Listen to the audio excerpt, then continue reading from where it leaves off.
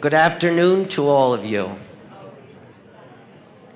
We can't see you as well as you can see us, but we all appreciate having all of these seats filled, which is very nice for us. I'm James. Oh, thank you. I'm James Snyder. I'm director of the Israel Museum, and I have the privilege of being the moderator of our panel this afternoon. In your booklets, this panel was called Israeli Art, Lines That Connect Yesterday and Tomorrow. There's actually a subtext, or maybe a supratext, which is that the panel is really about Israel's arts across the board, in Israel and around the world. And in a way, I want to start by saying that I think all of us are grateful for the spot that we have on the agenda this year. There wasn't culture on the agenda for last year's conference. And of course, certainly in my view, the notion of having culture here is about understanding culture's place on Israel's landscape and putting Israel on the world's landscape with respect to culture.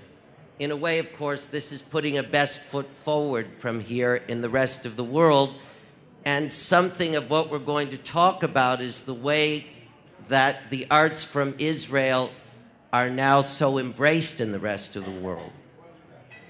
When I was asked to think of a topic that might be appropriate, a little bit my idea for this subject came from my own outsider's view. Some of you know me, you know that I landed from another planet here in 1997 with very little frame here, or actually no frame here, before then. I arrived in 97 and Israel turned 50 in 1998.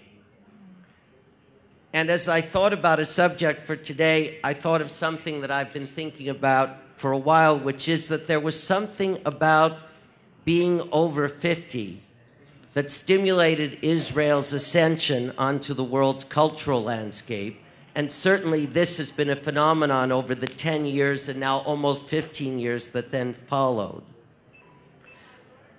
What was interesting about turning 50, at least looking at it as an outsider, was the way in which that moment somehow allowed for a separation from the weight of the first 50 years.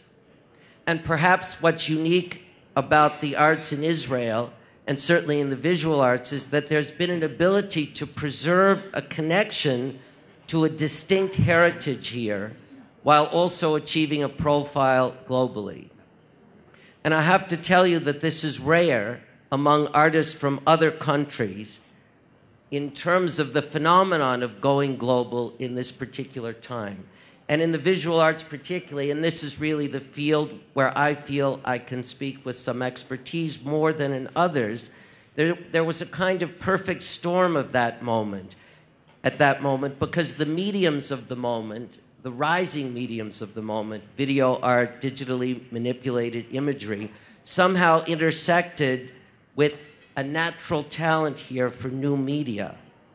And we'll talk more about that later, but hold that thought in your minds for a moment.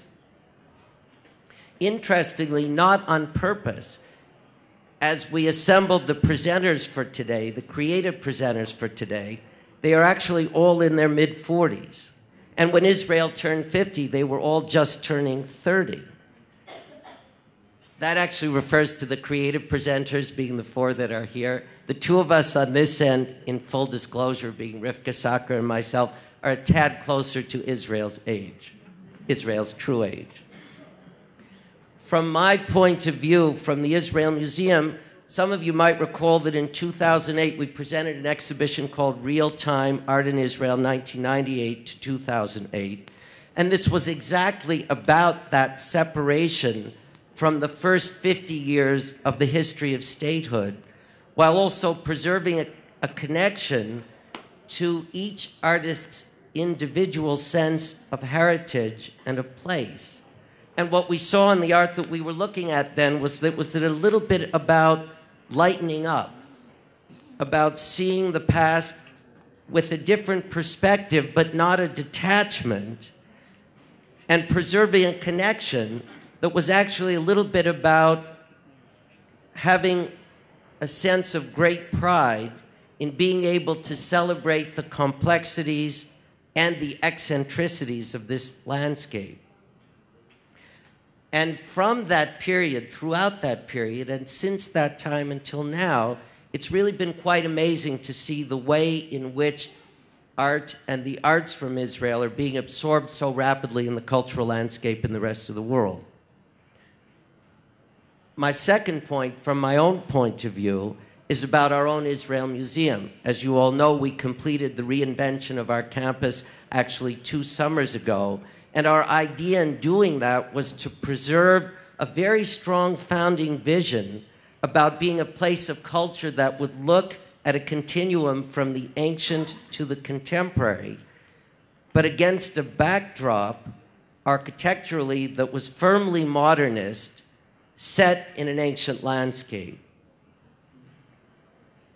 And our idea was to put Israel across that timeline in a universal context, because we are a universal museum.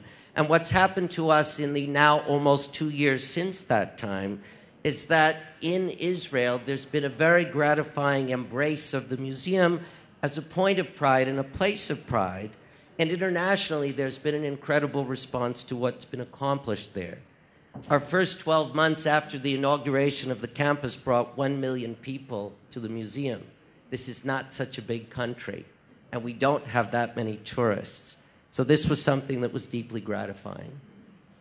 Now, my point of view is from the visual arts, but our panel is not just the visual arts. We wanted to cast as wide a net as possible across all of the arts. We wanted to have voices in cinema, literature, music, visual art, and the arts marketplace. And these are our presenters, whom I will introduce to you in a moment. But I want to start by saying how appreciative I am of the participation of each of these presenters. These are really busy folk. They are in demand all over the world. Some of them have just landed. One of them is rushing out of here to do a major mega performance this evening. And for them to come and spend this time with us is really something that I appreciate greatly.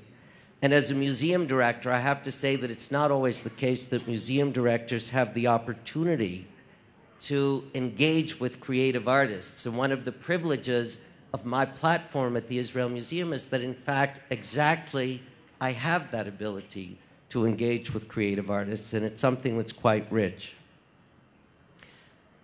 We're going to begin the program by having each of our panelists speak in turn about where they began in the landscape that I'm describing, and how that beginning for each of them informed their becoming a creator in their disciplines, and then how Israeliness, however each of us wants to define that term, has informed their forming as creative personalities. Now, when we thought about the order in which we should do speaking, you know, I can't say the arts are competitive. It's just that what they really want not to be are hierarchical. So we decided that we would be alphabetical in our presentations, and so that's how we're going to do what we are about to do. And so Joseph Cedar has the privilege of being the first of the speakers. In introducing each of our speakers, you have complete biographies, so I'm not going to go there, but I will just remind all of us that Joseph is a filmmaker and a screenwriter. His life started in New York. He emigrated to Israel at the age of 6. And perhaps for him, his sense of place in this frame is about 2 places or probably more places.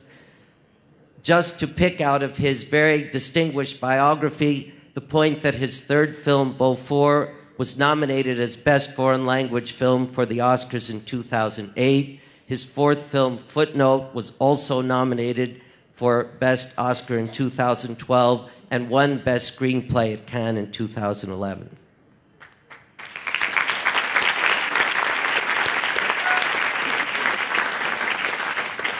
Joseph, we're starting with you. That's it? Okay. Thank you. Thank you for coming. I'm happy you asked us this question because it gave me an opportunity to think about it a little bit. I'm not sure I have a clear answer. I know that when I travel around the world, I find myself asking where I'm from. Sometimes even in the most literal way, just genetically. And I, for instance, I have a producer who's Yugoslavian, and when I was in Yugoslavia, it really made sense. Everyone around looked a little bit like this producer. Moroccan Jews are very easily identifiable. When you go to Paris, you see where they're from and so on. But truthfully, in my traveling, I have not found a country where many people have eyebrows like mine. Just general, the patterns of hair seem to be completely unique. So if the question is, where was my great-great-great-grandmother raped, I'm not really sure. The question is how it informed your creative thinking. Okay, so, well, she was raped, and that might have been where this started. One thing that came up in context of this question is an interesting fact that my mother is a ventriloquist. Was a ventriloquist. And one of the most traumatic things for me as a child was seeing her perform her act. She had two dummies. One of them was my father, the other was her brother. Their names were Shloim and Hoim. Hoim was completely obnoxious, really mean and rude and saying everything that no one ever should say out loud. And Shloim was a complete imbecile. Really, he had no clue of what's going on around him. For me, this was traumatic because, first of all, those were the two options around me, either being a little slow and stupid or being obnoxious.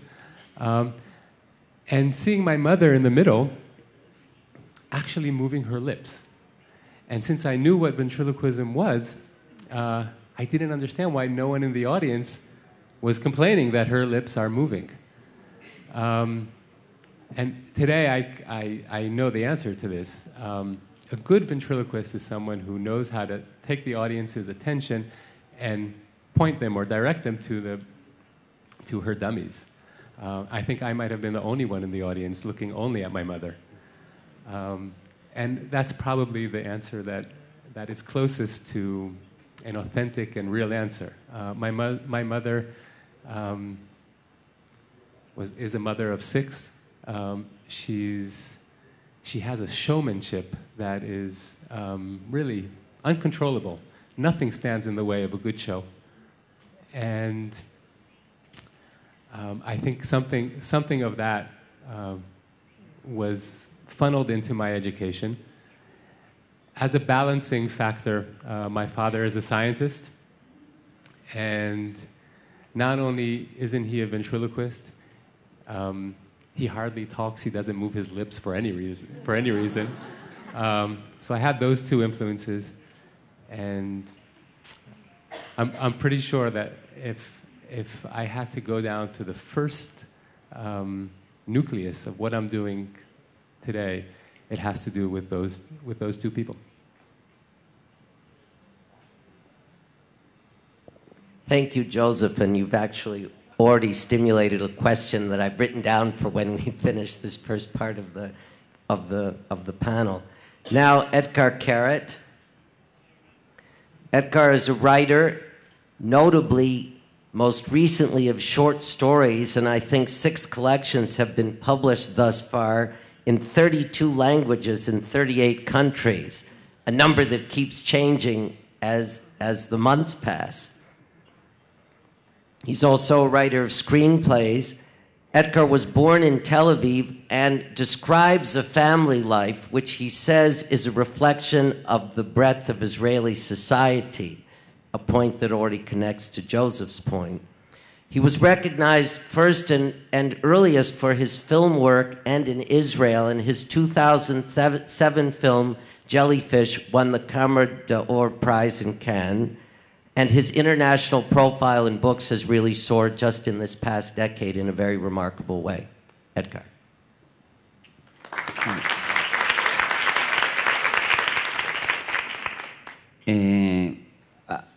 I started writing during my army service, which I guess is very Israeli. As a high school student, the only thing I was good at was math and physics, and I decided to go to the academic reserve and become an engineer. But at the last second, I chickened out and went to the army. And before I went to the army, I asked my older brother, who is probably the wisest person I know. I said to him, "Tell me, the army, is it hard or is it easy?" And my brother thought for a moment, and he said, "Oh, it's as easy as falling off the roof of a tall building." And he knew what he was talking about, because I come from a lineage of bad soldiers. My brother by the way, is the only soldier in the history of the IDF who was put on trial and found guilty for practicing paganism. In the first Lebanon War, they left him to guard an aerial antenna, and when they came 2 weeks later, he turned it into an Indian totem. And in his trial, his commanding officer testified that he saw my brother worshipping the antenna, which wasn't true, but was enough to send my brother to jail. And I'm saying, if I can go generations back to the Tsar army, and the one thing that the men in my family had in common is that we were all terrible soldiers. And I was no exception, and I remember that I had a commander who was a religious person, and he said that being religious, he believed that every human being, animal, and even mineral had a reason for its existence. And he said, you've been here for 4 months, and I just can't figure it out. It's me, I'm not intelligent enough. But, maybe if I kick you out of the unit, somebody will find a use for you. And as I said, I was good with math, so I found myself in the end in a computer unit, and we had very long shifts there. And in one of them, I've written my first text. I didn't even know if it was a story or wasn't a story. I printed it out. I had to finish a 28-hour shift, so I waited for like 12 hours or 16 hours for my first potential reader, who was a very tough guy, surfer from Herzliya. And I said to him, I wrote this story. I'm not sure if it's a story you want to read it. And he said to me, fuck off. So I took the printed page, and I kind of looked for another reader. And my first choice was my brother, my pagan brother. I went to to where he lived. I passed the intercom. I said to him, I wrote something. I want to come up. I want to show it to you. And he said, it's not a good idea because you just woke up my girlfriend. I don't know if you noticed, but it's 6:30 a.m. I'll come down with the dog, and I read the story while I walk the dog. And he came down with the dog, and he had a little dog. And the dog was very happy. He wasn't used to getting down at those hours. And my brother took the printed page, and he started reading it and walking. And the dog, who was just kind of contemplating, he wanted to release his doggy urges, lost balance and fell on the floor. And my brother was walking and reading while he was dragging the poor little dog on the pavement, and immediately I felt guilty. I'm a second generation to Holocaust survivors, so I always feel guilty. But luckily for the dog, my stories are extremely short, and a couple of blocks later, my brother stopped, and the dog could finally do what he wanted to do all along. And my brother looked at my eyes. My brother has amazing expressive eyes, and he said, "It's amazing. I love it. Do you have another copy of it?" And I said, "Sure." So he bent down and he picked the dog shit with the printout and he threw it in a bin. and it was exactly this moment that I decided that I wanted to be a writer, you know, because no, really, because being at the time in the army, I knew how it feels when there's something that is really come from your inner self and it's all covered with shit. I knew that expression. But looking at my brother's eyes, I saw that there was something else because the story was there and it had nothing to do with the paper. And I said, wow, this is what I want to do all my life.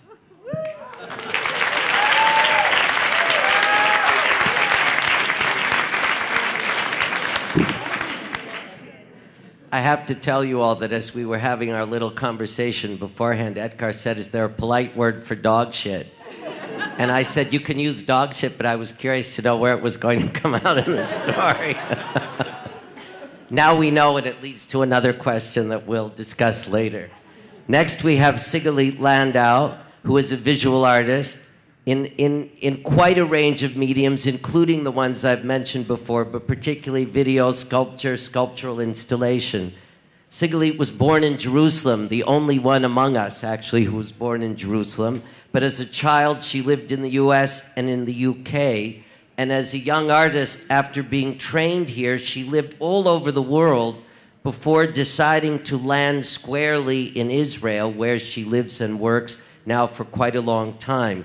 She's represented all over the world. She's exhibited worldwide at my alma mater at MoMA. She had a very beautiful one-person exhibition. She represented Israel in the 2011 Venice Biennale and also before then in 1997. And for those of you who have visited the Israel Museum, you know that she holds a place of pride at the entrance to our Israeli art galleries with what is now, I think, an iconic work of this period, her video work, Dead Sea. Sigalit.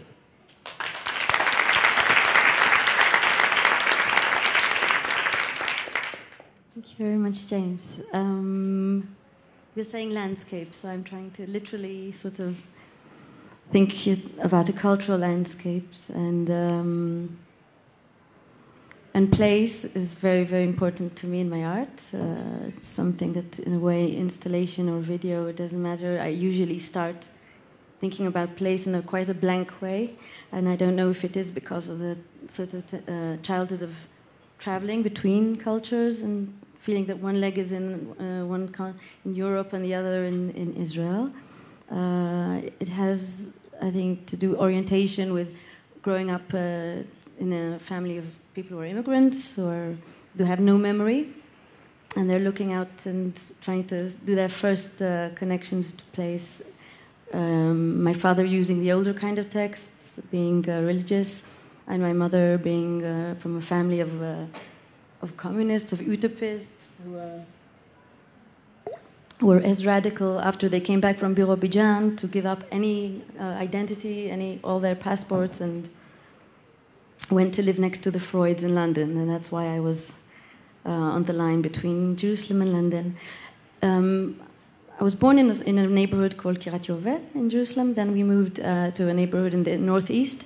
And from there I could see actually the Dead Sea in all its glory, shining under a full moon. And when we did go traveling, so our sea, the Jerusalem people, was the Dead Sea. So obviously, and much, much, much later in my artistic activities, I found myself in front of the sea for sculpture, professional reasons. At first, the buoyancy, the uniqueness, the geology, the big formations, the things that sculptors, artists, people love the desert for. But then zooming in and getting more into the details and real life of ecological issues there and the reality of the last 30 years. I'm more, I feel my job isn't done, and I would like to show today a few images of what's going to be, I hope, in the next year and a half. So this is me and my family, early 70s, it's in the winter, on the banks of the Dead Sea. So if this is early 70s, so we're today 25 meters below the water level, not the shoreline. And this is something I'm setting out to change to help get some kind of לעלות מודעות, awareness. This is, for instance, after doing my more famous videos, I learned about crystal making in the sea, and that this water is very fast, can make these huge, beautiful crystals in all shapes and very mathematical, very, very heavy. This is a show in Yokohama, in the Triennale of Japan, where I hanged, like in MoMA, a sort of a whole minefield filled with barbed wire chandeliers, and you can see just there the work with the 500 melons raft, pulling, tugging, and floating in the water. Another video, here you see a pair of shoes, which one hot day in August, that's when we do our harvest in the Dead Sea. I pulled out this lump of salt. I said, "Oh my God! If I put this on ice, if I would only be in a place that's freezing cold, this is really a sort of a cold chunk of sun." So I made the film, which I was there later in the Biennale, of the two shoes standing on a frozen lake, sweet water, in Gdansk, and gradually 12 hours I speeded them up to more or less 11 minutes. You see these shoes just melting 2 holes. So this is solid water, and it's remnants of a place, of an impossible, irregular place that's part of a man-made disaster, and this lake is in a place which has its own memory. It's just in front of the shipyard, Solidarity, and Polish history, which we know what that means, more or less, at least in my art. And voila. So my next big project, which is starting to evolve well, is a bridge, which I want to develop for this area, connecting, when I suddenly understood that there's the shore that's Israeli, there's a shore that's Jordanian, and we're calling it Derech HaMelech. There's Derech HaMelech, the route of the king, which is north to south of Israel, and Derech HaMelech is it's going to be a route made out of salt crystals that are done really made by the sea. And just a sec. Let's keep the best for last. No, because I have a good new model. I'd like to show you how actually there's going to be so much salt, excessive salt being quarried from the southern part, which is overflowing. And the state of Israel doesn't really know how to dispose of it, and they were afraid to pollute, and I'm calling them to just give it me and my studio have a big suggestion how to make this salt route drop from the high mountains of the Rift Valley down into the water, where actually the salt itself, the sea itself will create this bridge which will connect and facilitate, people will be able to walk over the salt water. And at some point last year, there was also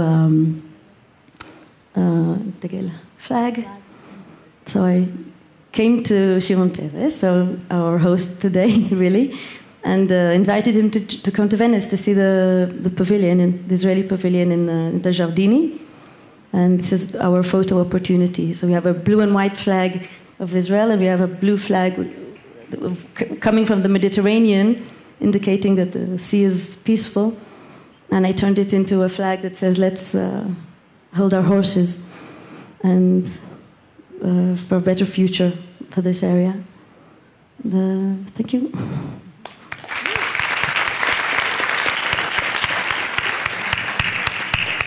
Thank you, Sigalit. I happen to remember the moment when Sigalit shifted from... Actually, I first met Sigalit when she was really reestablishing herself here, and we had just arrived. And then after a very strong time in video work, as you rediscovered objects through these amazing found pieces of salt from the Dead Sea, and you brought one to us at home, which we still have, and which we cherish there. Ready-made. Next, Achinoam Nini, known outside of Israel as Noah, perhaps Israel's leading international performing and recording artist with 15 albums in Israel and worldwide to her credit. Achinoam is of Yemenite heritage, was born in Tel Aviv but was raised in New York from the age of 2 to the age of 17 when she came back alone to Israel to be in the army.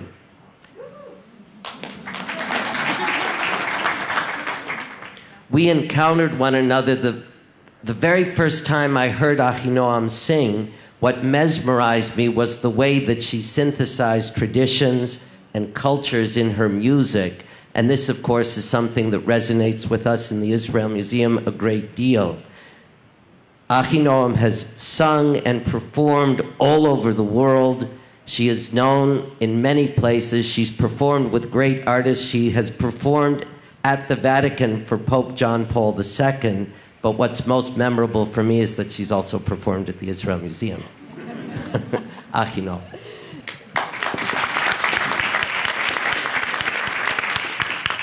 Thank you very much. Shalom, everybody. We were sitting around the table before and wondering in what order to have everyone speak. Then I was really happy not to be first, and now I really regret it because you guys are really tough act to follow. It's been amazing listening to all three of you, really. So thank you, and I can't wait for what's coming up. So my name is Achinoam. I'm 43 years old. I have 3 children, which are my greatest achievements: 11 and a half, 8. 8 and 2.5. Yeah, I'm a mother of 3. I'm very proud to say. The rest is secondary. I'm also a singer and songwriter. I started as a songwriter, actually. We were talking about that we spent a short time, Joseph and I, in the same school, and we went to the same choir. The guy who was our choir leader had a great impact on my life. He was the first person that listened to my songs. I started writing songs when I was maybe 7 years old. I lived inside these songs because I was a very reclusive young girl. I had glasses, thick glasses. I can hardly see, actually, thanks to contact lenses. I had braids. I never wanted to fix my teeth. And I was the only Yemenite kid in the yeshiva.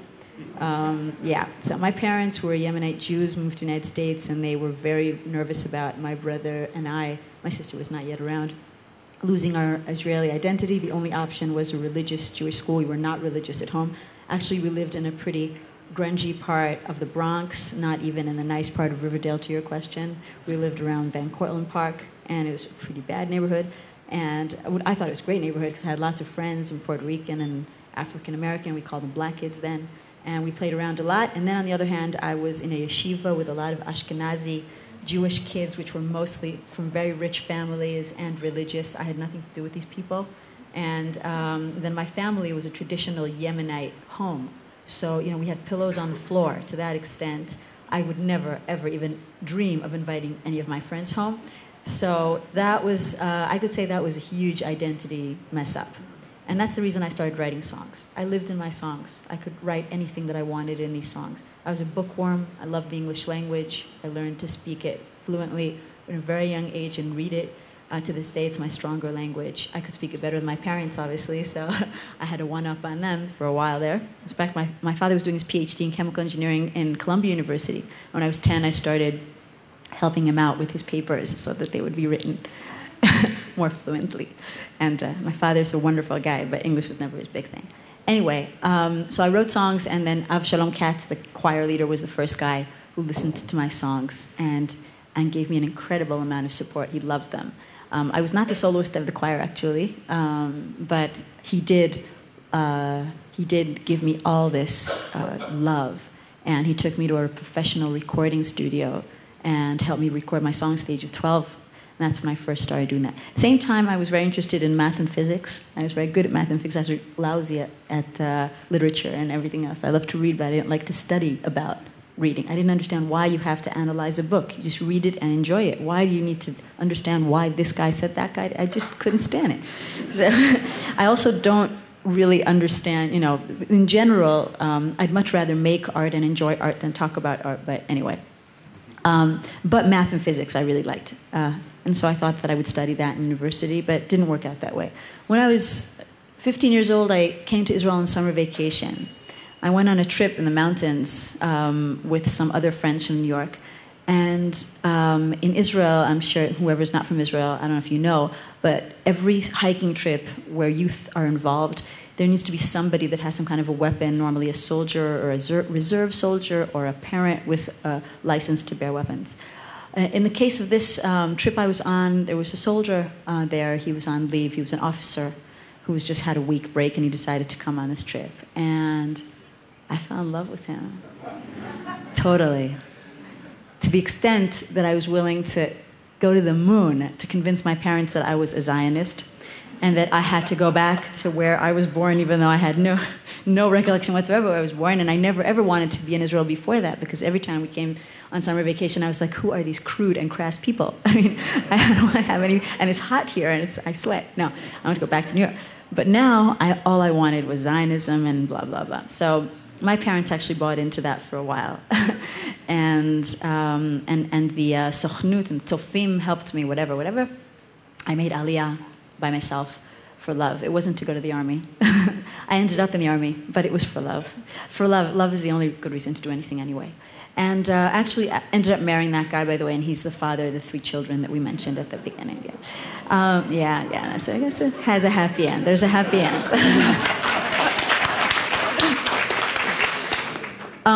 I encountered an enormous culture shock when I came here for the first time. I just didn't understand anything about this country to begin with. It took me a long time to figure out what was going here. The truth is, that's a mistake. I have still not yet figured out what is going on here. I'm still working on it. It's very, very complicated. Israel and living in Israel has had a huge impact on my creative world, and this is getting around more to your question. To begin with, I didn't speak Hebrew very well when I came here. I started learning Hebrew through poetry mostly. I loved reading, and I still love reading poetry. I became enamored of this poet called Leah Goldberg. I felt that her songs resonated with my soul 100%. And if I could write in Hebrew, that's exactly what I would write. My first successful album here in Israel was an album of her songs that I put to music. My most well-known songs here probably are from that album, like Boy Kala, Keren Or, those songs. From the same project, it was part of the Israel Festival at the time, Uri, a song by Rachel, again, a very well-known and very poignant, beautiful, iconic. She wants me to sing.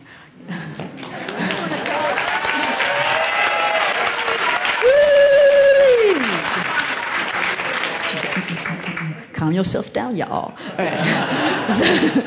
So anyway, but of course, I'm a singer-songwriter, so I write about the intricacies of the soul in all of their myriad variations. So Leah Goldberg was a great instrument for that in the Hebrew language. I've done it in English on other albums. I connect my Yemenite root to almost everything I do, because my grandmother was my nanny when I was growing up. My parents worked very hard, both of them. I was raised by my grandmother. My grandma's an amazing woman. She's still around. She's 88. I love her. I'm actually going to see her today. And she had a huge impact on me. She taught me songs that I still sing in my concerts. She's a very strong woman. I guess I got that from her. She taught me how to play basic percussion, because many women in Yemen used to do that and still do, and I do that extensively in my concerts. I play percussion. And so I do have those 3 things. Leah Goldberg said, Shorashai b'shne nofim shonim. I translate that, my roots on both sides of the sea, and that has maybe become the sentence. I just want to say one more thing. I've connected, basically Israel to my realm. As an Israeli artist, when I started being successful outside of Israel, I was not aware of what it meant to be an Israeli artist outside of Israel. I actually did not want to be an any place artist. I just wanted to represent nothing, the land of me. That was what I wanted to be in. This little place, or a virtual place, or a nothing place, a place of the soul that belongs to everybody. But that was not given to me. I didn't have that privilege. I could probably have taken it very forcefully by constantly pushing away my identity, every interview, and every conversation, with every opportunity, but I could not do that. My conscience would not enable me to do that. So right at the start, I'm talking at the age of 21 already, 22, I made a decision that I would not put my head in the sand, and I would lift my head high and first of all start learning more about what was going on here, forming a solid opinion, and then acting upon that opinion. So from a young age, I became involved politically. Not politically as in a political party. I don't belong to any political party, but I became very interested in trying to present a very humanistic, pluralistic, liberal side of Israel in keeping with my own views, and which resonate, I think, with many, many people that live here, not only here, but in the entire Middle East. I've paid a very high price for that throughout the years. And the problem is twofold. In Israel, people, unfortunately, tend to not like their artists to be politically involved in any way. Even though all of my heroes, like Leonard Cohen and Joni Mitchell and Joan Baez and Paul Simon, all these people were always politically involved. And I think that throughout history, artists were always politically involved, and they led revolutions, and they stated their opinions, because that's part of the integral essence of art. That's the way I see it anyway. But in Israel, people don't like that. And outside of Israel, it's also complicated. I've encountered a lot of resistance to the way that I've chosen to do things. Also support, but also resistance, and normally from both sides. I mean, whether it be right or left. But being as I'm stubborn, what I inherited from my grandmother, and also just because I cannot function otherwise, my conscience will not allow me, I plow on. So that's my take on being an Israeli artist. We have a lot to draw from in this country, all the diversity and the beauty and the complexity of it. And then we also have a lot to deal with as we step out of here.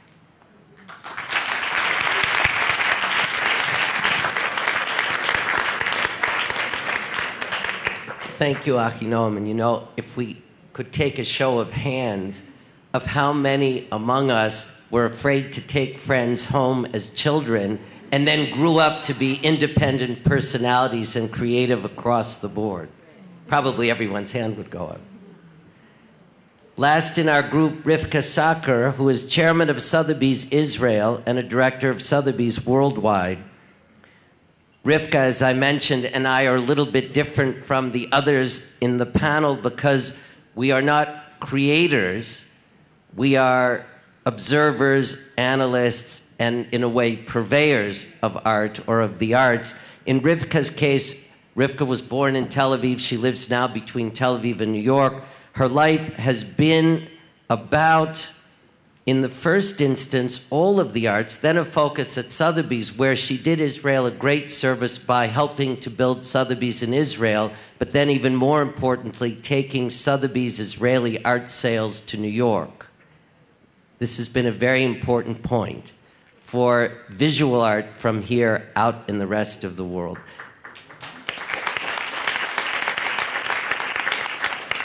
But separately, what she's done by founding an organization called Art is to bring the arts in Israel to the attention of the rest of the world by taking artists from here worldwide, but then by bringing artists, curators, critics, and writers to Israel to experience Israeli culture in this landscape. Also very important. So, Rivka. So, thank you, James. I really feel it's a very difficult act to follow these great artists all sitting on the panel here. And as James said, my background is different. I was born in 1950. My parents were Holocaust survivors. My father was a partisan. My mother came to Israel after she was released in Bergen-Belsen. And again, it goes back to the same things, that you grow up in an immigrant family and actually try to speak Hebrew, but at home, no one really speaks Hebrew yet. And I think maybe you're right, James. This was part of the strength that you gain when you really have to fight and find your own way out of home. In the years later, I studied the history of art and did a lot of things, worked in the cinema and was running the Israel Film Archives, and in a certain stage had a gallery, and it was all quite quick and fast. And then at a certain age, when I had my gallery, was offered to be involved in opening Sotheby's office in Israel, and it was a big kind of debate. Should I go with it? I was just starting my own family. And I said, this is such a great opportunity. I just cannot let it go. I should try. If it will be too much, I can always leave. But just have to take this opportunity. And soon after, 2 years later, we did our first Israeli art sale here in Jerusalem. It was 1986. The first sale was kind of revolutionary because it was the first time that there was a catalog of Israeli art actually distributed internationally, sending thousands of copies to collectors around the world and all different art institutes that get this catalog. And it did a big thing, but the sales were in Israel, and most of our clients were Israeli and local. Through years later, almost 20 years later, after we had sales regularly, in 2003, it was more like the middle of the second Intifada, but also Sotheby's as an organization decided to center its sales in the main centers. And there was the decision, should the Israeli art sale be in London or New York, or what should we do? And we decided to go to New York because we felt that's where we could have a better response and maybe more collectors interested in Israeli art. But I think the thing that really encouraged me to do it is that through my life, since I was 15, I had a lot of friends who were artists, and I could really feel the lack of institutional help in Israel to artists. I mean, the different countries like England have the British Council, the Germans have the Goethe Institute, the French Institute. Israel has a little department in the Ministry of Foreign Affairs that sometimes pays the artist for the tickets, but there is no real help to expose and promote Israeli art internationally. So I thought to take this opportunity of moving the sale to New York to create something that started as an Israeli Art Week in New York and very quickly turned into Artiz, which is the organization that James meant, and is really working now to promote and expose Israeli art internationally. This is to the visual art. We have different programs of grant programs for exhibitions of Israeli art internationally, and we try to help the big exhibitions, if it's biennials or documenta or others, to have better, the artists should have better or more money to actually execute their dream work. But we also felt that, as James mentioned, post the year 2000, there was a generation which had completely a different outreach. It was the first, Israel first had television, I think, in 1968, and it was one channel. And here was the first generations that grew up on TV imagery. Suddenly, the video art, the multimedia, the photography, it was a generation that had the same background as kids in other places in the world. So the technology was there, and they learned to use the technology in a very professional and really good way. And then, at the same time, they did manage to capture the local and continue to say it in a very, I would say, independent and personal way. And being so close to many of the artists, I felt it was really an opportunity to try and get it out. So one of the things we started to do is bring curators and artists and museum directors and writers to Israel. And actually, Sigalit was one, participated in our first event in 2004 in New York. And the first group of curators that we brought to Israel, one of the curators fell so much in love with her that 5 months later she had a one-man show at MoMA. So it's not that it makes an immediate difference or such an immediate difference every time. This was a very special event. But this ongoing exposure has a great response. And what we see now, that for our next group of curators that we are going to bring in October, about 6 months ago, we had a waiting list of 180 people that wanted to join this group of 10 people. So we did something which is like an open call. And as a result, we got 75 applications of great people, and we don't know what to do first because we have to decide in the next few months. So I think it's working. And as in the visual arts, I think similar things are happening in all the rest of the media. I'm involved also in other cultural and art institute in Israel, and I see that, you know, the more every international competition, there Israelis winning the prizes. Literary prizes are given to Israeli writers, one after the other. And music as well. I think there is a great response. And in today's situation, I think Israeli has technology and new media and high tech, but definitely and much more, I think, in a diverse way, maybe, or maybe it's just me thinking, art and culture to export and to show abroad.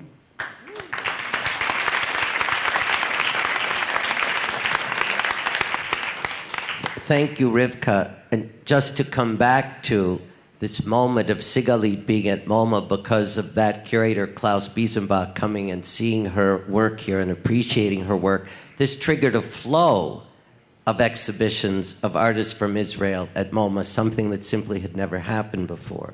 So it's a phenomenon that simply keeps growing on this horizon.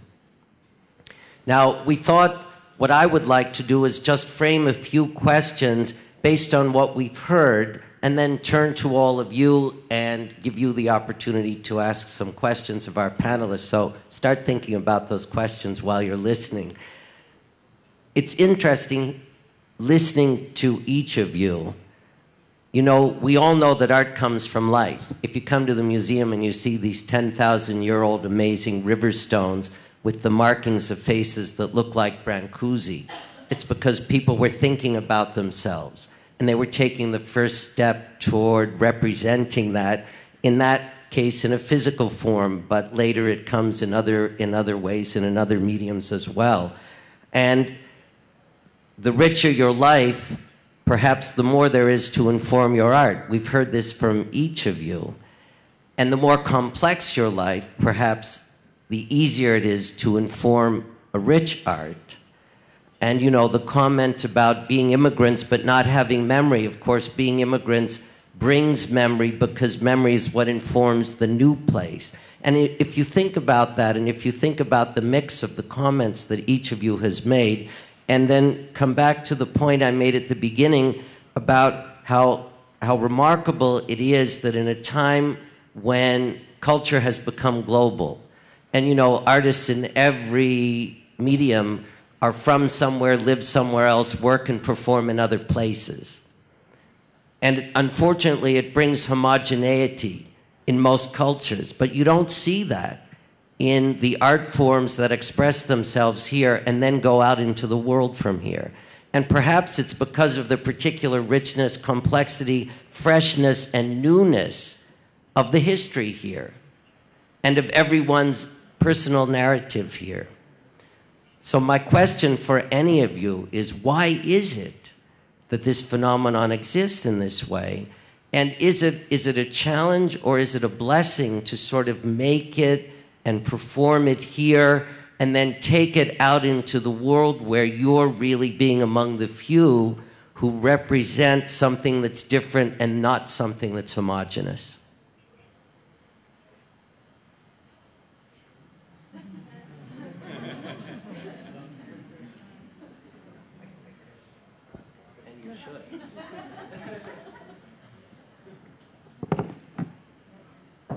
This time it's not because I'm first alphabetically, though, right? It's because I have the right answer. And it's because you raised the question. Oh, okay. So, no, the reason when we corresponded by email, this came up is because it really is something that I've been dealing with. And I was curious to hear what other people had to say. Because in my own field, there seems to be a request that our stories be universal. Israel is a very small country. Financially, it's hard to justify any film based only on Hebrew-speaking audiences. Every once in a while, there is a film that does that, but for a film to have a solid financial future, it has to cross over, it has to break out. And the more co-productions enter the Israeli industry, European financiers, distributors that are interested in the Israeli cinema because it's been successful recently, the more there is a request of me or us to create stories that can be appreciated anywhere.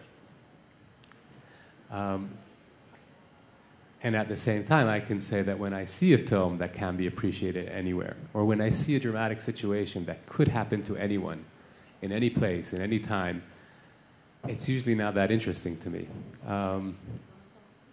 Right, it's something that if I was on a plane and I've already read the safety manual 4 times, I might watch.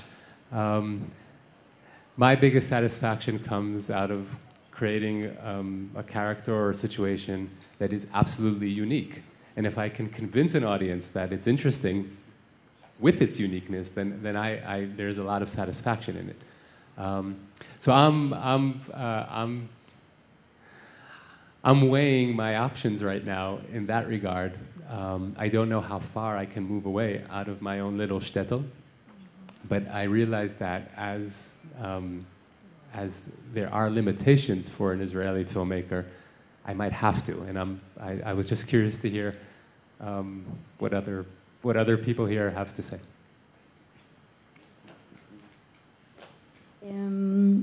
After living, I lived in London, Berlin, Paris, all of that. This kind of, not lowest, but common denominator, art is about globalization. I'm talking about late 90s.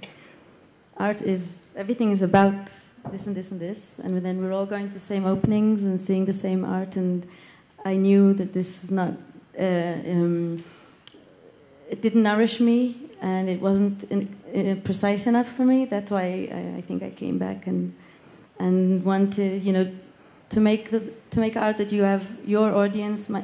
This is my audience here that can really read my art in the more layers, and also then when it's it spread its wings and it's universal, fine. Then it reaches a sort of a process, or maybe distills some work that is very deeply rooted locally. Usually, when your roots are deep and wide and broad, so then the leaves and branches somehow can call in, be brought, give more shade and house other guests. There's a little distinction I want to make. Maybe it's because somehow, Jews were always writers, and somehow Jews were musicians, at least in Europe, very much.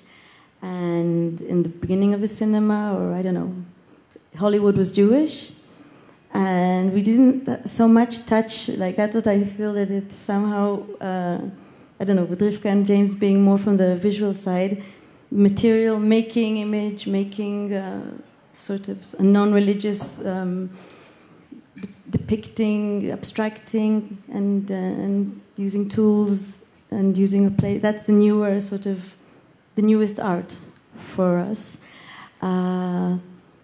I don't know, when you keep saying about new media, because we use new media, so we're hip and we can communicate with the rest of it and all of that. And I know myself, it's much easier to send a CD and see a beautiful big video from the Dead Sea than to, invite a diverse and heavy 4 containers of sculpture that are made with Hebrew texts, newspapers, and Hebrew dismantling instructions. Yeah, and 4 great guys. But that's kind of something that has also sort of passed my mind when listening. Everywhere in the world, the art that is more specific and more authentic, I don't know, it's a very 19th century word, authenticity. But when an artist is connected, at least to himself, if not to a culture, I think that it becomes the better art in general.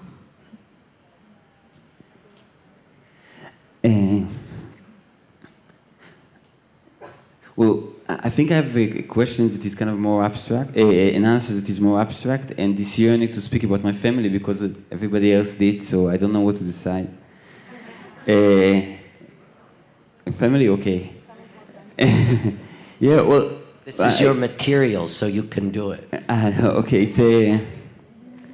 it's so basically, when the word homogeneous kept popping up, so my family is anything but homogeneous. My parents are both Holocaust survivors. My mother survived the Warsaw Ghetto, and my father came from what is now Belarus. And I'm the youngest of 3 children. The eldest, my brother, from the pagan brother, he basically was a genius child. He started studying in the university when he was 14, and became a political activist. And he started the legalized marijuana movement in Israel. It later became the Greenleaf Party. And he's a very radical left-wing anarchist activist, and he left Israel, and for the past 8 years he's been living with his Israeli wife in Thailand. The first 6 years were on a tree with high-speed internet.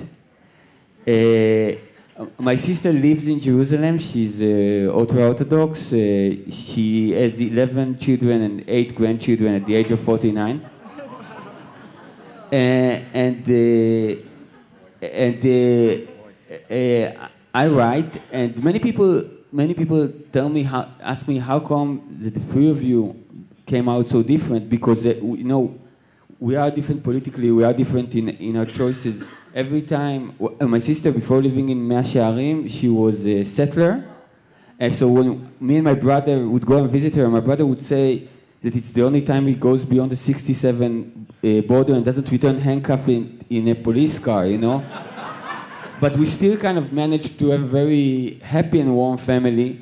And when people talk about those differences, it always struck me as strange, because I always felt that my brother and my sister and me, we were basically doing the same thing, which was in a strange way keeping our parents' legacy, because both my parents were survivors, and they're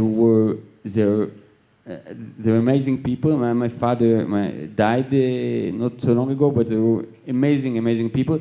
And the thing was that the legacy that they tried to give us was that they had to survive. My mother being orphaned in a young age and basically having to give whatever energy she got to find food, to find shelter. And the same went for my father, who was also so orphaned in a young age and had to take care of his mother. And they wished more for us. They wanted us to transcend that. I remember that I asked my father what he wants me to be when I grow up. And he said I was young, and he said, if 25 years from now you'll have a beautiful house and a beautiful wife, and you'll make a lot of money, and that's it, I'll be very, very disappointed of you. And I think that the way that he articulated it, he didn't know, he could only say it in a negative way. He couldn't say what we should do. But he and my mother, they always wanted us to transcend some material existence. So we felt very much as if they took us all the way to some wall or a fence, and they couldn't tell us what was on the other side, but they bent there and they told us, climb on our backs, so you can get there. And I think that, my brother always tried to do it through social and political activism, and my sister did it through belief, and I do it through writing. But I know that my parents are proud, because none of us is a doctor or a lawyer or rich. So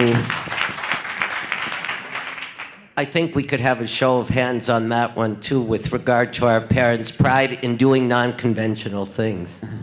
I want to make 2 comments hearing all of this.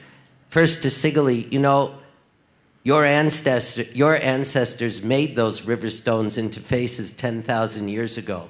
So the idea of making physical form has been around in the culture for a long time. And regarding everyone's comments, it's like genetic matter runs deep. And that may be what creates the distinction that allows this kind of creation where it clearly comes from a place, but it can go out and be meaningful. I said to Joseph before we came in that the scene in Footnote where everybody crowds into a small conference room, which is too small. Now, I've worked in many countries, and only in Israel do you have a situation where the conference room is so small that all the people can fit into it. It couldn't be more local, but at the same time, it touches universally.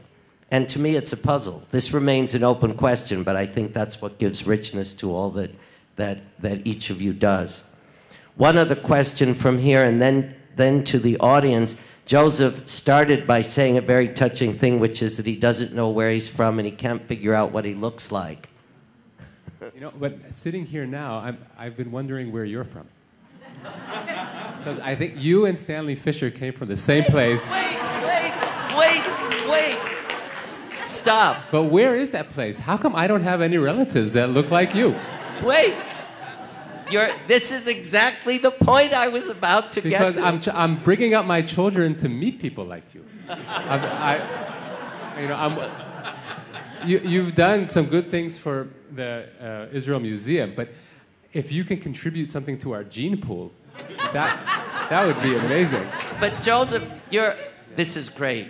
I hope this is being filmed, because exactly my point when you said you don't know where you're from and you don't know what you look like, and my immediate thought was it's sort of about what you think and it's about what others also think of you.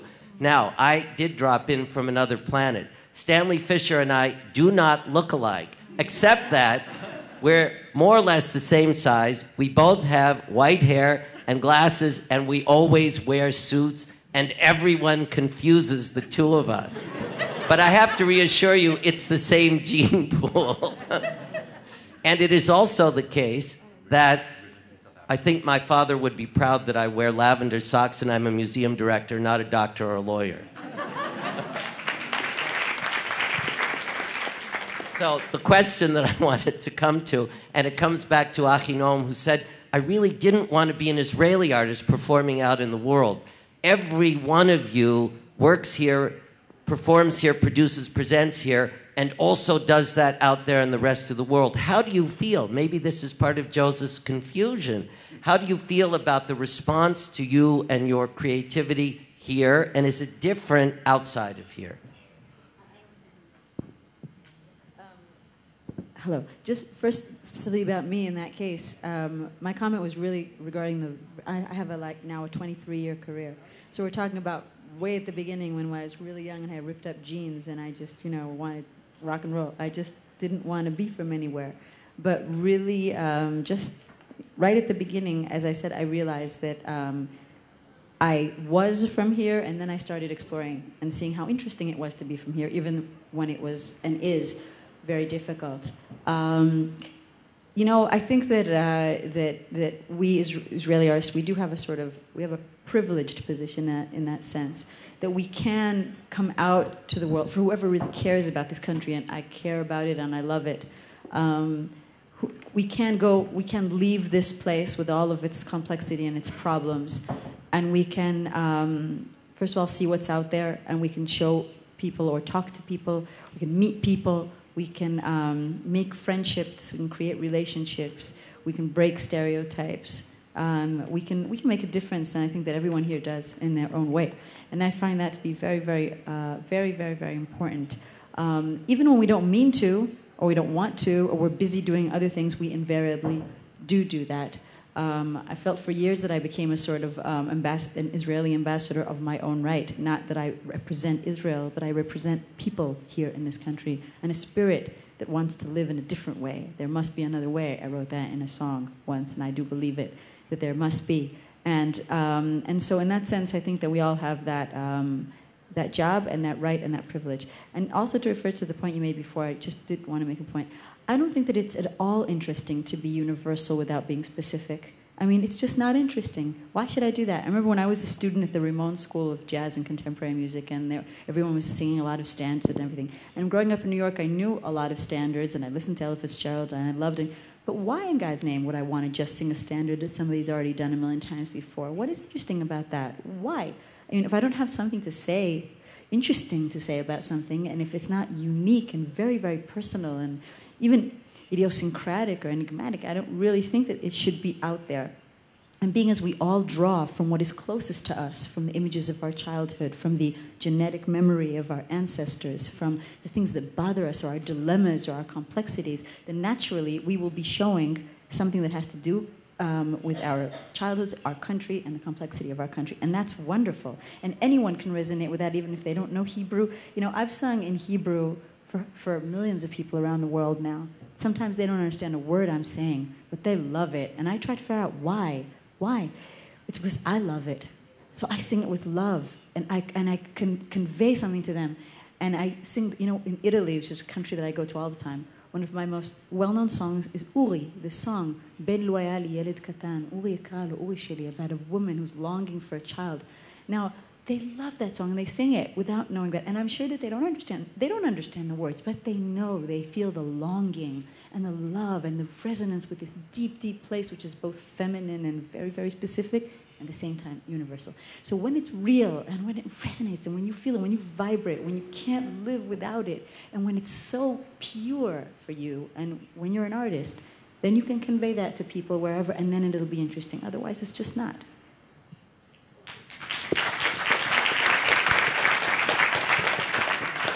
I think the diversity of the country, the different, you know, immigrations, the deepness of so many different cultures creates an environment, and in this case we don't have a representative, but the Arab community in Israel is also part of it.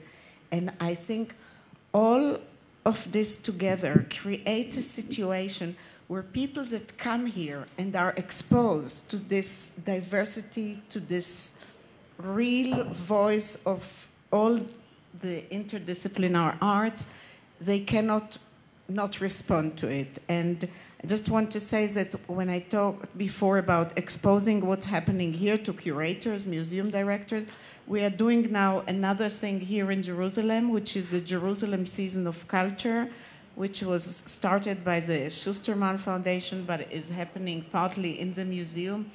And the idea is also to get this special things that is happening and can only happen here in Israel, and get people from around the world to come and to be exposed to it. So next year it's going to go global, the world we don't like, but global in the way that we want international crowds to come and to be exposed to it.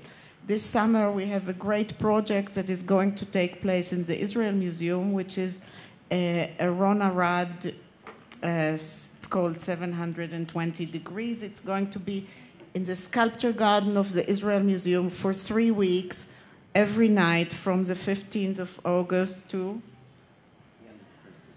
the end of the first week of September, whatever it is. So anyhow, there is so much to see and to know that when we bring group of collectors, even people that have been to Israel 20 or 30 times, it doesn't mean that you have actually experienced this great source of, I think, inspirations that come out of the artistic community in Israel. So, thank you. You know, coming back to Ahinoam's point, I don't think any artist from any culture wants to be just universal. But what's really interesting is that artists from here manage to get out there but remain very culturally identified and culturally specific. And being an observer of this across the arts, my sense is that actually it is about pride in the complexity, pride in the eccentricity, pride in whatever it is here and the depth of the connection. And you know, the truth is, we do sit here at the center of the universe, and everyone sooner or later feels that resonance from here, and it's a very important point. Now, some questions from the audience? How do we turn this on? Or we don't need to? I guess we don't need to. My question is more directed to Mr. Cedar and thank you, and Ms. Nini. My name is Ellie Fisher. I actually reviewed a footnote for an American publication called the Jewish Review of Books, or co-reviewed it. Hi. Hi. How you doing? We can talk after. I do want to get to my question, though. I hope you read it. I hope you liked it. I don't read any reviews. Okay. That wasn't serious. I read all the reviews. Okay. Can I get to my question now? Yes, Thank you. yes, Are we from the same gene pool? My question is, we've been talking about this balance between specificity and universality. What I'm hearing from the two of you, in particular, is that you both emerged out of a certain hybridity, that you almost, as it were, crossed paths in the middle. Mr. Cedar was born in the United States and immigrated to Israel at a young age, and Ms. Nini had, went in the other direction.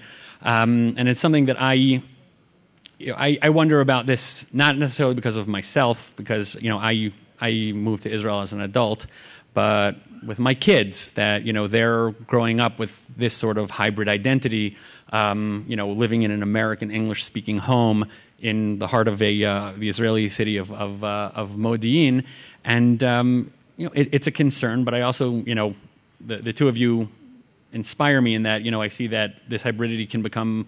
This hybridity can become enough of an irritant to actually produce great things. I'm wondering, I'm asking if, in addition to the specificity and the universality that we've been discussing, if there's an element of hybridity that you see in your work, and a hybrid identity that comes out in your work, and in what way?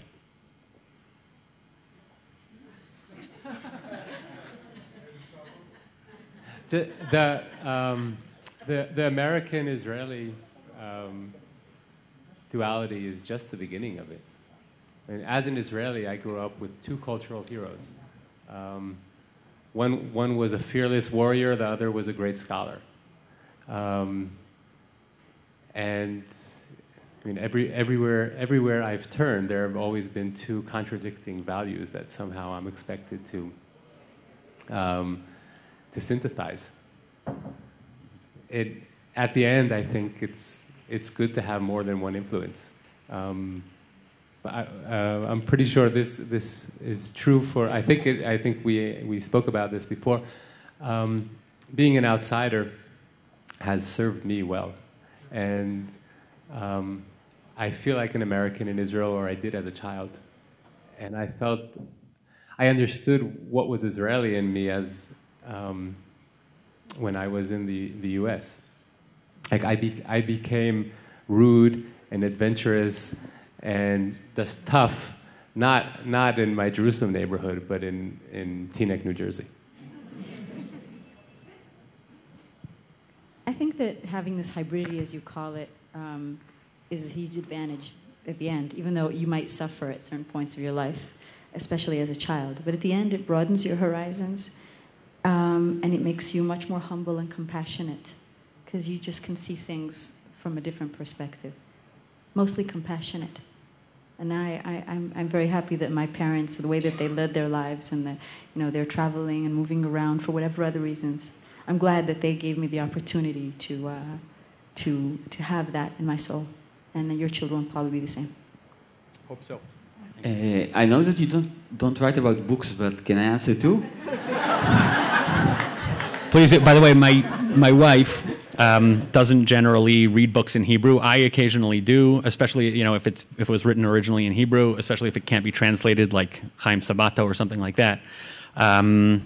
so my wife, the first Hebrew book that she read was Suddenly a Knock at the Door, and she loved it. So Thanks. So what I want to say about hybridity is that I think that each of us can talk about it on a personal level, but I think that there is something built in the Israeli society in the macro scale that demands this hybridity. I think that everybody could talk about it in his discipline or her discipline, but since I write, I want to just to point out to the hybridity of the language that we use. Because I write in slang, I usually write in colloquial speech, and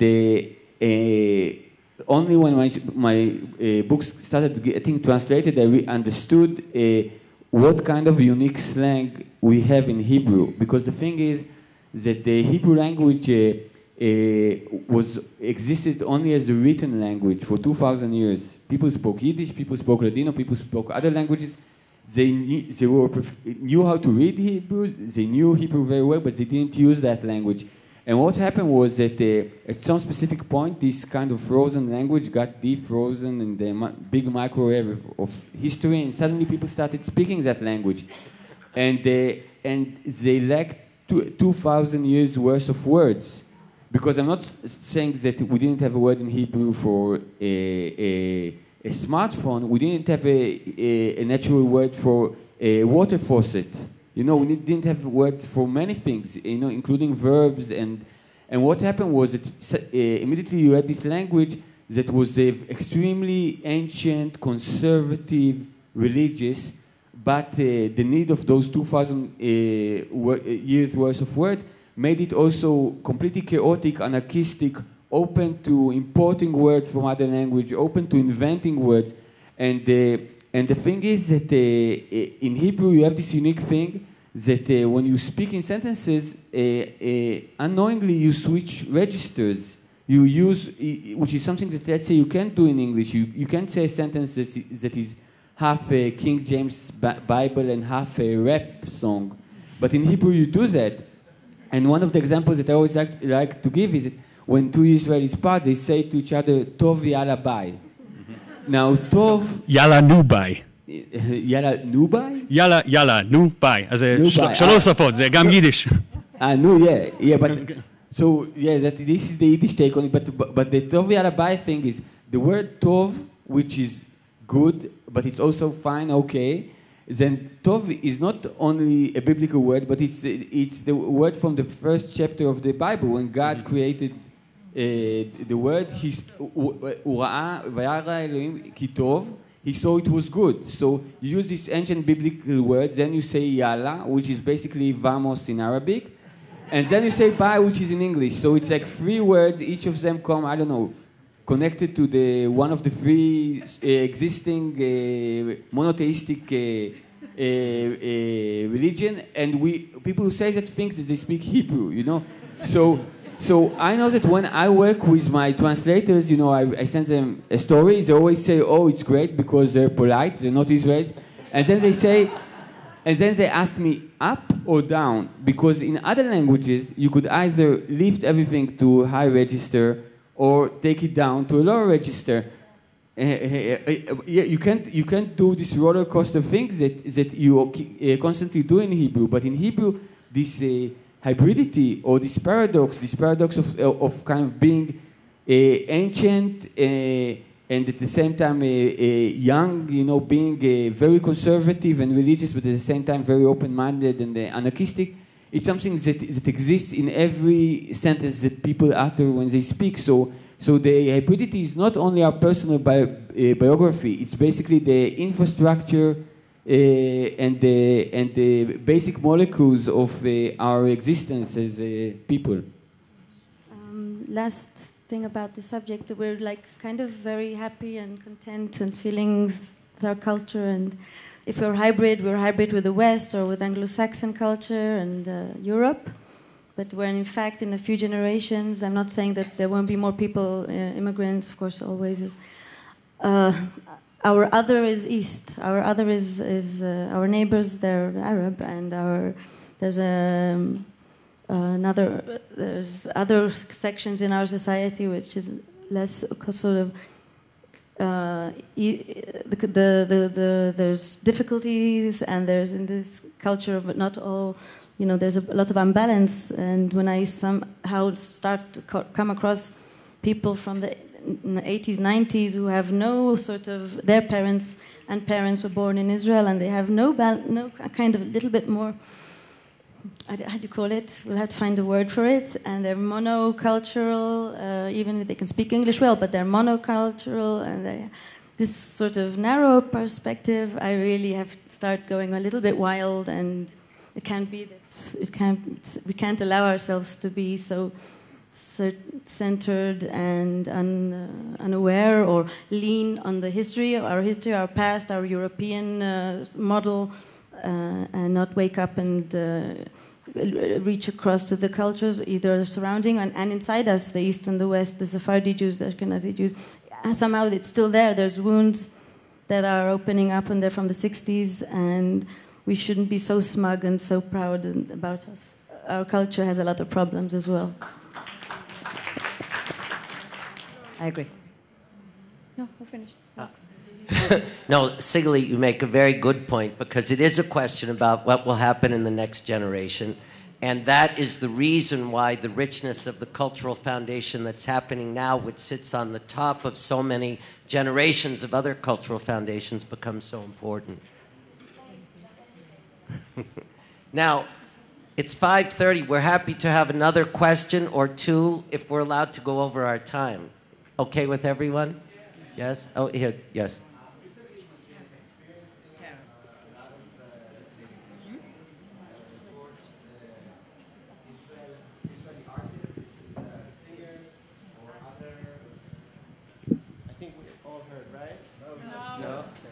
Recently, we've been experiencing a lot of negative feelings for Israeli artists across the world.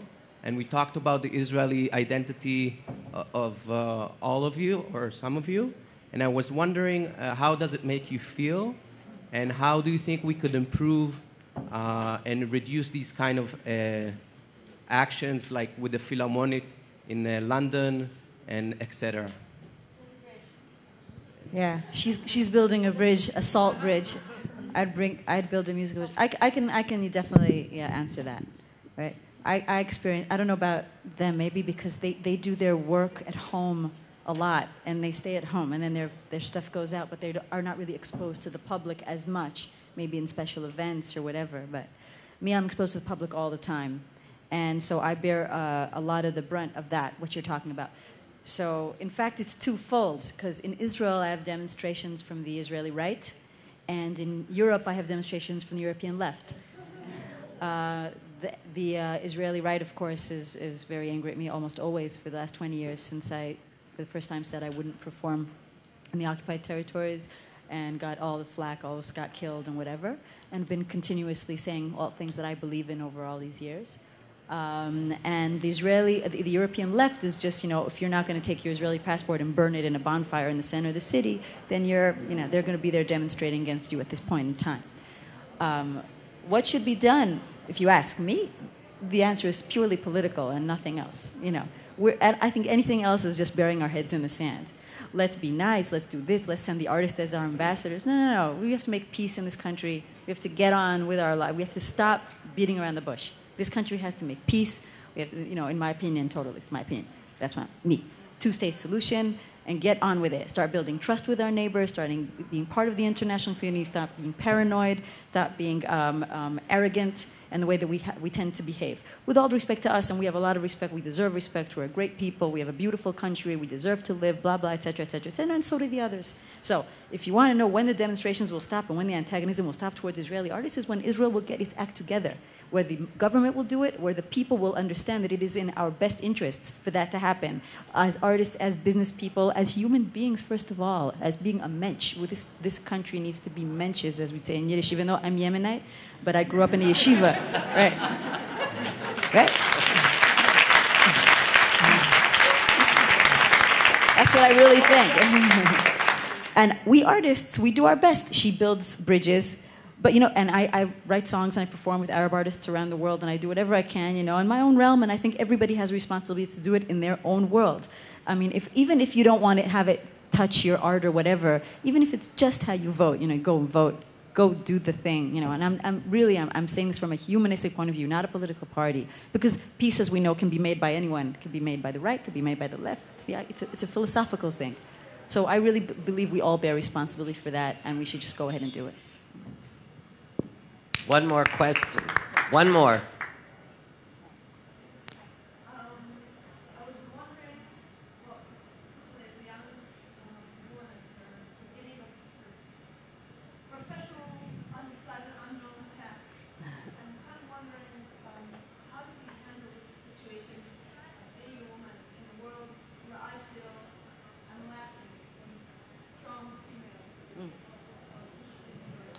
Are you a musician? And do you feel it's more difficult to be a woman photographer than a male photographer? Yeah. Sigalit was saying that's probably right. It's just really hard to be a woman. It is. Let's tell the truth here, okay? It's hard to be a woman, especially if you want to get something done. My stage name in outside of Israel is Noah, and my full name, as you see, is Achinoam. Noah was one of the 14 daughters of Tzlofchad during the time of Moses. He had only daughters. He was quite a wealthy man. When he died, then Noah went to. She was the eldest. Went to Moses and said, we're perfectly capable of handling our father's property. Why don't you just give it over, rather than passing it on to the tribe? And he actually agreed to that. And so she set the first precedent for women's rights in the Bible. Now, has that really been implemented ever since? No. And it just keeps getting harder and harder as we have more opportunities and the world opens up in many directions. I can tell from personally, handling a career and a family is the hardest thing I've ever had to do. I mean, I cannot tell you how many hours of sleep I have gone, how many tears have been cried, how my conscience has been twisted in and out, and I've tortured myself. But I see no other option, because I couldn't live without having me personally couldn't live without having my children, and I couldn't live without singing. I would just drop dead. I told my kids the other day, when I had to go on tour again and say goodbye to them again, that I'm sort of a bird tipus. I'm like really physically a bird. So if you tie my wings or you close my beak, I'll die. Look at all the birds out there. Would you ever take a wire and wrap them up and go like that? That would be cruelty. But that's your mother. What can you do? So I try to give them other things, endless love, and travel them with them around the world. It's possible. It's doable. But I think that we have an amazing amount of energy as women. Amazing. We have a lot of complexity. We feel things in a very deep and different way. And all these problems also make our work rich and give us all the great things: compassion, perspective, etc., etc., etc. So go for it. Just don't worry. It'll work out.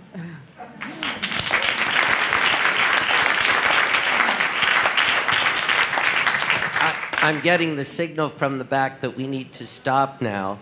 And I'm not going to have the last word. I'm going to have the next to the last word, simply again by thanking our panelists. These are all folks with a lot of demands and very busy lives here and all over the world, and they do a lot to put culture from Israel on the world's cultural landscape. But on this particular occasion, they couldn't have done a better job, in my view, in putting culture on the landscape of this conference, and I am very appreciative of that. Thank you to you.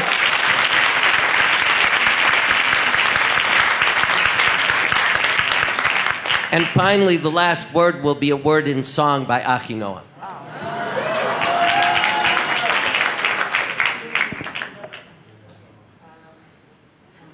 If you don't, Edgar will. What? Edgar, you going to sing?